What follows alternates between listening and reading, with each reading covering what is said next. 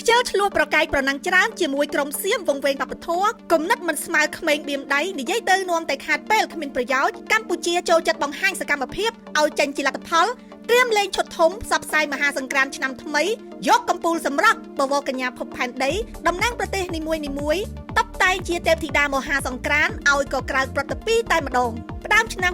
2026ជាមួយពានរង្វាន់ធំសម្រាប់កម្ពុជាក្រោយអ្នកតំណាងរបស់យើងគឺកញ្ញា Sydney Marit Miss Planet Cambodia ឈ្នះតំណែង Miss Planet International និងពានរង្វាន់3ទៀតរួមមាន Miss Best Interview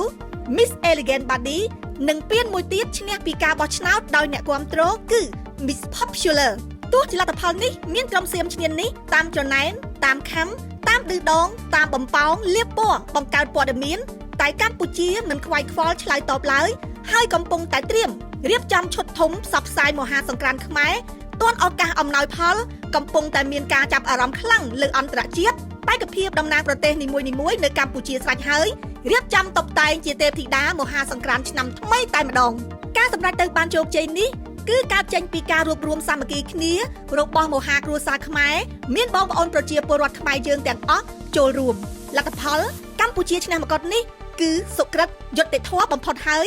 នេះគឺជាការលើកឡើងរបស់លោកជំទាវអុកញ៉ាស្រីណារួមបានប្រាប់ដល់អ្នកសារព័ត៌មានខ្ញុំគិតថាស័ក្តិសមហើយសុក្រិតបំផុតដោយសារអីពាក្យថាវកញ្ញាមួយមិនមែនអានតែរូបសម្រស់ទេវាត្រូវមានវាហៅចំណេះដឹងការតស៊ូអត់ធ្មត់គ្រប់បែបយ៉ាងរាល់សកម្មភាពគឺធ្វើតាមគេហៅថាគោលការណ៍នៃស្ថាប័នដែលមានសម្រាប់វកញ្ញាថាត្រូវធ្វើអីខ្លះមាន schedule ត្រឹមត្រូវចាអញ្ចឹងគឺថាគាត់បំពេញបានល្អហើយបូកនឹងចំណេះដឹងសម្រស់និយាយទៅគ្រប់យ៉ាងគេត្រូវតែរួមផ្សំគ្នាអត់អាចយើងយកតែសម្រស់មកប្រកួតបានទេការផ្សព្វផ្សាយរបស់យើងទទួលស្គាល់ថាវារៀននៅស្ទើរដោយសារម្យ៉ាងដែរលោកចាត់កម្មវិធីបានល្អភ្លេចនឹកដល់ចំណុចដែលត្រូវផ្សព្វផ្សាយទីហើយម្យ៉ាងទៀតគេអាចនឹងលេងថ្ងៃសម្រាប់អញ្ចឹងគាត់អាចគាត់ទៅពេលឃើញតែគាត់យើងហើយគាត់ជាវាថាចូលរៀនយ៉ាងកក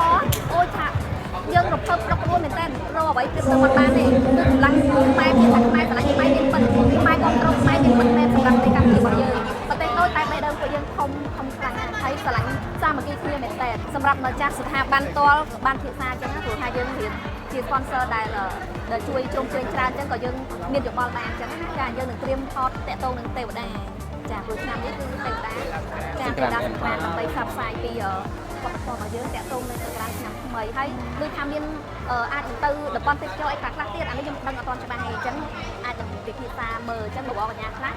គាត់អាចនឹងត្រឡប់ទៅវិញលឿនដែរចាមានពេលគាត់នៅទីថ្ងៃតែយើងត្រូវតែត្រៀមថតអ្វីដែលជាខ្មែរដើម្បីឲ្យពួកគាត់បានស្គាល់ហើយបានផ្សព្វផ្សាយបានកាន់តែច្រើននិយាយទៅគឺថាចាជាទេវតាគឺជាគេសំខាន់ទេវតាអត់ស្គាល់ឲ្យតែក្រុមជុំទេវតាគឺថាខ្មែរទាំងអស់ទៅហើយ